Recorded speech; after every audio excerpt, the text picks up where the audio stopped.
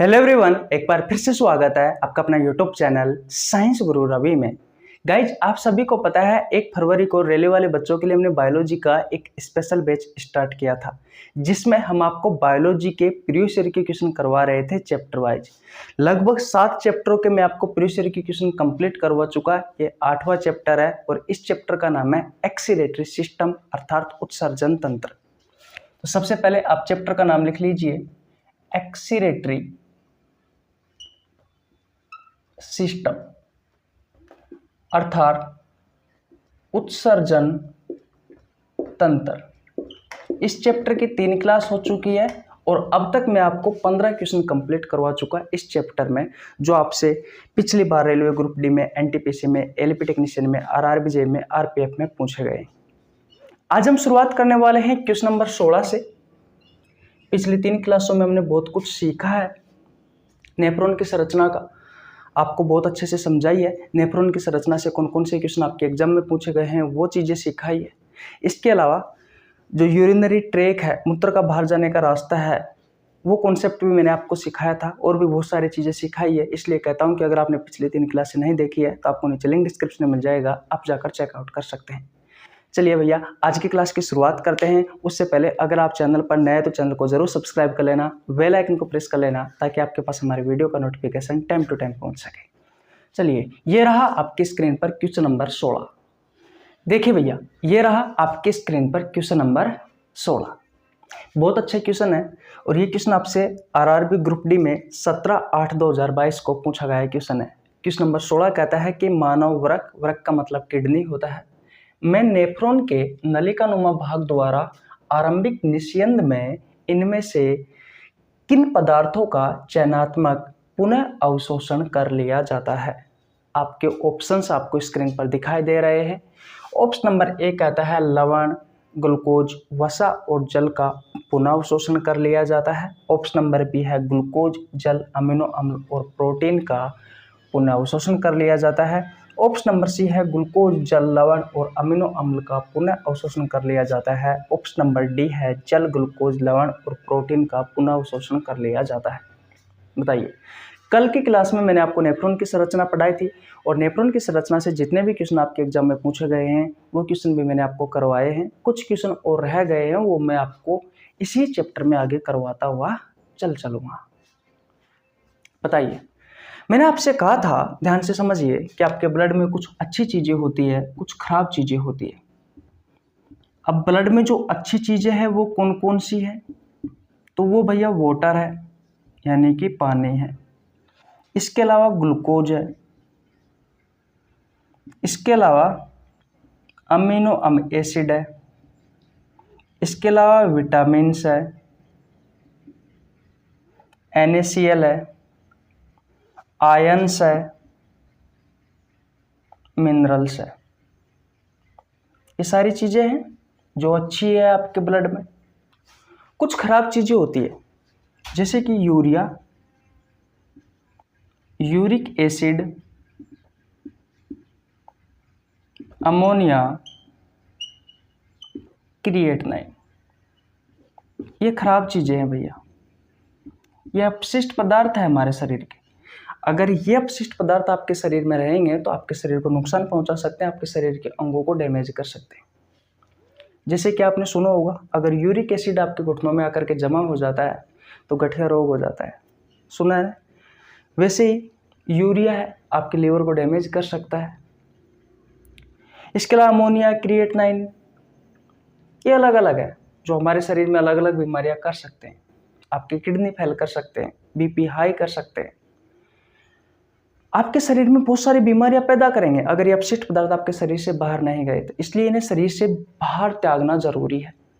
अब भैया ये ब्लड में है तो उसका मतलब ये है कि पहले ब्लड को छाना जाएगा, पहले ब्लड को फिल्टर किया जाएगा, तब जा करके ये अलग होंगे। तो ब्लड फिल्टर होने के लिए आपकी किडनी के पास जाता है। किसके पास जाता है? किडनी के पास जाता है। किडनी में बहुत सारी छोटी छोटी इकाइयां होती है जिन्हें नेफ्रॉन कहा जाता है, जिन्हें किडनी की कोशिका भी कहा जाता है, जिन्हें किडनी की क्रियात्मक और संरचनात्मक इकाई भी कहा जाता है। ये नेफ्रॉन क्या करते हैं, ब्लड को फिल्टर करने का काम करते हैं। कल मैंने आपको नेफ्रॉन की संरचना पढ़ाई थी, जिसमें मैंने आपको नेफ्रॉन के भाग भी आपको बताए थे, उनका कार्य भी आपको बताया था, जैसे कि पीसीटी है, डीसीटी है, हेनले का लूप है, डिसेंडिंग लिम्ब है, असेंडिंग लिम्ब है, ग्लोमेरुलस फिल्टर है, बोमेन्स कैप्सूल है। ये सारे चीज़ों के बारे में हमने कल चर्चा की थी। कलेक्टिंग डक्ट है, रीनल आर्टरी, रीनल वेन्स, इन सभी के बारे में कल हमने चर्चा की थी। तो नेफ्रॉन में क्या होता है, ब्लड फिल्टर होता है, जिसमें से ये सारी जो चीजें हैं, ये जितनी भी अच्छी है बुरी है, सभी चीजें छन करके नीचे आ जाती है, और जो नीचे का भाग होता है उसमें अच्छी चीजों का एब्जॉर्प्शन हो जाता है, और जो खराब चीजें हैं वो पानी की सहायता से भैया आपके शरीर से बाहर निकल जाती है। यानी कि ये चीजें आपको वाटर यानी कि यूरिन, भाई आपका जो यूरिन होता है उसमें 95% में पानी होता है, तो उस पानी में ये आपके यूरिन में ये चीजें होती है, यूरिया होता है, यूरिक एसिड होती है, अमोनिया होता है, क्रिएटिनाइन होता है। ये सारी चीजें यूरिन की सहायता से आपके शरीर से बाहर निकलती है। और यूरिन का निर्माण कौन करता है, आपकी किडनी करती है। जब ब्लड छनेगा भैया आपकी किडनी में, तो भैया जो बचा हुआ पदार्थ होता है लास्ट एंड फाइनल वो यूरिन होता है। तो यूरिन का निर्माण कहाँ हुआ, आपकी किडनी में, ठीक है। तो किडनी में ये जितने भी अपशिष्ट पदार्थ है वो यूरिन की सहायता से आपके शरीर से बाहर निकलेंगे। यूरिन का बाहर जाने का रास्ता मैं आपको पहले ही क्लास में बता चुका भैया, इतनी बात क्लियर है। और ये जो अच्छी चीजें हैं जैसे कि वाटर, अब सब भी पूरा का पूरा ही पानी का एब्जॉर्प्शन नहीं होगा। क्यों नहीं होगा, फिर ये अपशिष्ट पदार्थ कैसे बाहर निकलेंगे, पानी की सहायता से ही तो शरीर से बाहर निकलते हैं, यूरिन के माध्यम से, मूत्र के माध्यम से। और लगभग 95% मात्रा में पानी होता है यूरिन में, तो ये सभी बाहर निकलना है। जितना हमारे शरीर को आवश्यकता है उतना ही पानी का एब्जॉर्प्शन होता है, ज्यादा नहीं होता है भैया, ज्यादा नहीं होता है। जितना हमारे शरीर को आवश्यकता है उतना ही एब्जॉर्प्शन होता है। एक्सेस अमाउंट में जो पानी है वो बाहर निकल जाता है। ग्लूकोज का, एमिनो एसिड का, विटामिन का, NaCl का, आयंस का, मिनरल्स का, इन सभी का एब्जॉर्प्शन कर लिया जाता है। आपसे क्वेश्चन यही पूछा गया है कि भाई जो किडनी है उसमें जो नेफ्रॉन है उसकी जो नलिकानुमा भाग है उसके द्वारा आरंभिक निस्यंदन में इनमें से किन पदार्थों का चयनात्मक पुनः अवशोषण होता है। तो ऑप्शन नंबर 6 इसका राइट आंसर होगा, जिसमें ग्लूकोज है, ये ग्लूकोज रहा, ये जल रहा, NaCl ये साल्ट रहा भैया यानी कि लवण रहा आपका, और एमिनो अम्ल ये चीज रही, ठीक है। आयंस और मिनरल्स भी होते हैं, विटामिन भी होता है। जो ऑप्शन में दिया गया है उन्हें ही सही करना है। तो सिर्फ ये नहीं है कि भैया लवण, ग्लूकोज, वसा, जल, वसा नहीं होती है। जो चीजें हमें दिखाई गई है वो चीजें होती है। जिन जिन चीज़ों का एब्जॉर्प्शन होता है वो चीज़ें मैंने आपके सामने बता दी है। तो इन चीज़ों का भी आपको ध्यान रखना है, छोटी मोटी चीज़ें हैं जो आपको लिखाया गया है, आपका आंसर उसी में से ही आएगा, ठीक है भाई। किसी को कोई प्रॉब्लम बिल्कुल नहीं होनी चाहिए। आशा करता हूँ ये क्वेश्चन नंबर 16 आपको बहुत अच्छे से समझ में आ गया होगा। अगर आपने एक्सक्रीटरी सिस्टम, उत्सर्जन तंत्र वाला चैप्टर नहीं पढ़ा है तो उसका नीचे लिंक डिस्क्रिप्शन में मिल जाएगा, आप जाकर चेकआउट कर लीजिए भैया, ठीक है। इससे पहले की क्लास नहीं देखी है तो जाकर देख लीजिए, आपको नीचे लिंक डिस्क्रिप्शन में मिल जाएगा। अब चलते हैं नेक्स्ट क्वेश्चन की ओर, क्वेश्चन नंबर 17 की ओर। चले भैया, ओके। देखिए भैया, ये रहा आपके स्क्रीन पर क्वेश्चन नंबर 17। बताइए, क्वेश्चन नंबर 17 कहता है कि निम्नलिखित में से कौन सा पदार्थ वृक्क द्वारा पुनः अवशोषण नहीं किया जाता। आपके ऑप्शंस है, option number A creatinine, option number B है साल्ट, ऑप्शन नंबर C है amino acid, option number D है ग्लूकोज। और ये क्वेश्चन आपसे रेलवे ग्रुप डी में पूछा गया है। कब पूछा गया है, तो डेट लिखी हुई है 18/9/2022 को पूछा गया है क्वेश्चन है। बताइए इस क्वेश्चन का राइट आंसर क्या होगा भैया, बताइए इस क्वेश्चन का राइट आंसर क्या होगा। बताइए किन किन चीज़ों का हमारी जो किडनी है वो एब्जॉर्प्शन करती है, नेफ्रॉन में किन किन चीज़ों का एब्जॉर्प्शन होता है। तो मैंने आपको बताया कि पानी का होता है, पानी का होता है, ग्लूकोज का होता है, इसके अलावा एमिनो एसिड का होता है, अरे अमीनो अम्ल का होता है या नहीं होता, होता है भैया।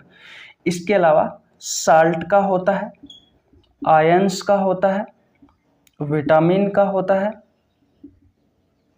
मिनरल्स का होता है। इन सारी चीज़ों का भैया हमारे नेफ्रॉन में एब्जॉर्प्शन होता है।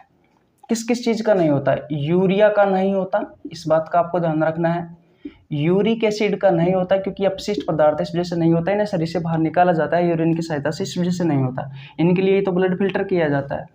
अगर यही नहीं होते ब्लड में तो ब्लड को आवश्यकता क्या है फिल्टर करने की, अमोनिया का नहीं होता, इसके अलावा क्रिएटिनाइन का नहीं होता। 3 चीज़ों के बारे में भी आपको पता होना ज़रूरी है। सिंपल है, इजी है, आशा करता हूँ समझ में आ गया होगा। ऑप्शन नंबर ए इसका राइट आंसर हो जाएगा भैया। चले क्वेश्चन नंबर 18 की ओर। ओके, देखिए भैया, ये रहा आपकी स्क्रीन पर क्वेश्चन नंबर 18। क्वेश्चन नंबर 18 कहता है कि सामान्यतः एक स्वस्थ व्यक्ति में वृक्कों में आरंभिक निस्पंद लगभग प्रतिदिन कितना होता है। आपके ऑप्शंस है 160 लीटर, 150 लीटर, 140 लीटर और 180 लीटर। और ये क्वेश्चन आपसे आरआरबी ग्रुप डी में 7/10/2022 को पूछा गया। इस क्वेश्चन को समझने के लिए आपको एक कॉन्सेप्ट समझने की आवश्यकता है। सबसे पहले आप उस कॉन्सेप्ट को समझिए, उसके बाद में आप इन क्वेश्चनों का आंसर बहुत अच्छे से दे पाओगे भैया। देखो, आपने GFR का नाम सुना है कभी? पहले तो मुझे बताओ, सुना है GFR का मान? इस GFR की फुल फॉर्म होती है glomerulus filtration rate. Glomerulus filtration rate इस GFR की फुल फॉर्म होती है। तो आपसे पूछा जाता है कि भैया किडनी का GFR मान क्या है? क्या क्वेश्चन पूछा जाता है, किडनी का GFR मान क्या है? GFR की फुल फॉर्म होती है ग्लोमेरुलस फिल्ट्रेशन रेट। रेट का मतलब होता है दर, फिल्ट्रेशन का मतलब होता है ब्लड को फिल्टर करते हैं ना वो। ग्लोमेरुलस, नेफ्रॉन की संरचना में ग्लोमेरुलस फिल्टर के बारे में आपने देखा होगा, केसिका गुच्छ, ग्लोमेरुलस के गुच्छे जो ब्लड को फिल्टर करने का काम करते हैं। तो यहाँ पर GFR का मतलब क्या है, ग्लोमेरुलस फिल्ट्रेशन रेट का मतलब क्या है, वह दर, रेट यानी कि वह दर जिससे जो ग्लोमेरुलस होता है वो ब्लड को फिल्टर करता है, उस दर को ही ग्लोमेरुलस फिल्टर कहा जाता है। यानी कि जिस दर से आपका जो ग्लोमेरुलस है वो ब्लड को फिल्टर करता है, उस दर को ही GFR मान कहा जाता है, ग्लोमेरुलस फिल्ट्रेशन रेट कहा जाता है। इस बात का आपको ध्यान रखना है। वह दर जिससे ग्लोमेरुलस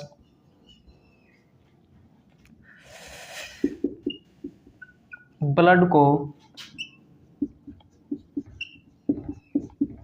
फिल्टर करता है, उस दर को क्या कहा जाता है, GFR कहा जाता है।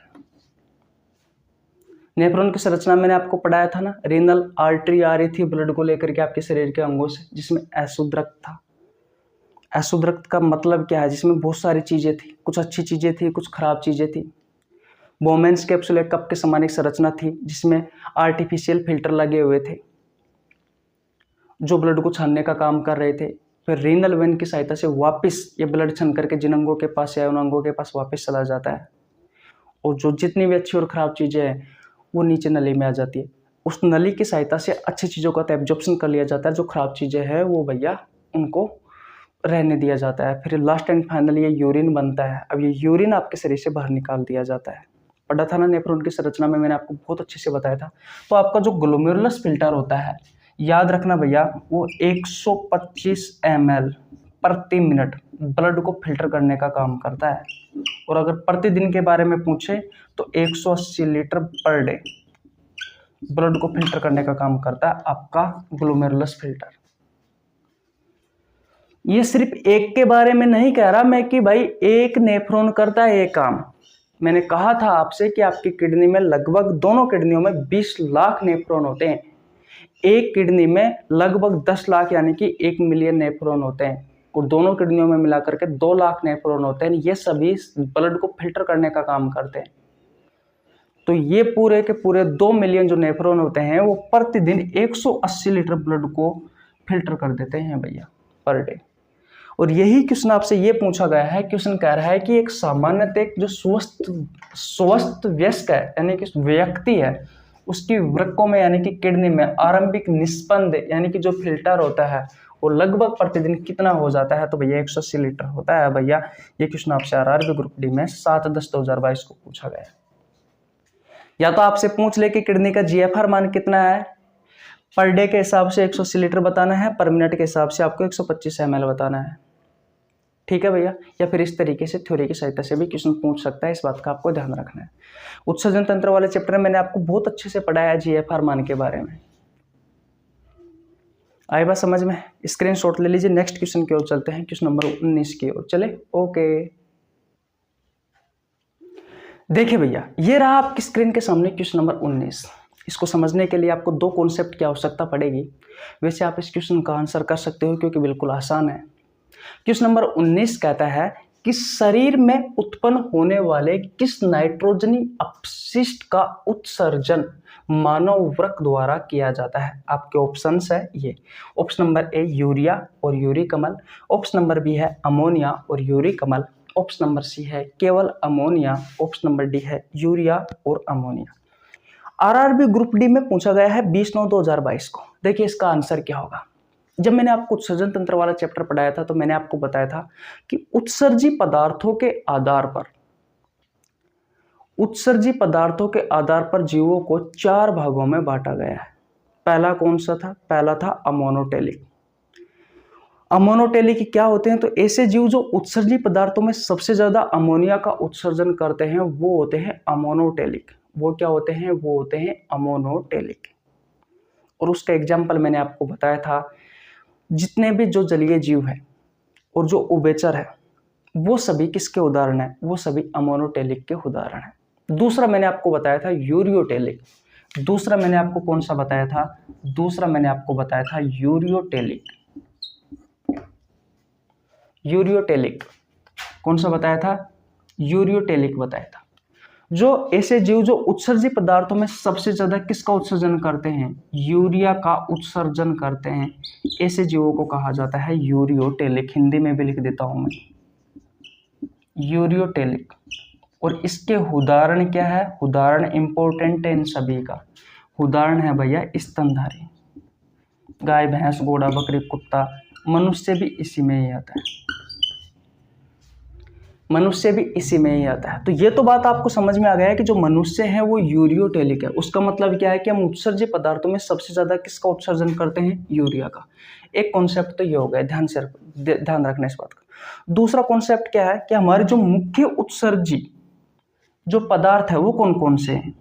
मुख्य जो उत्सर्जी पदार्थ है वो कौन से है? तो भाई सभी नाइट्रोजन युक्त पदार्थ है, जैसे कि यूरिया।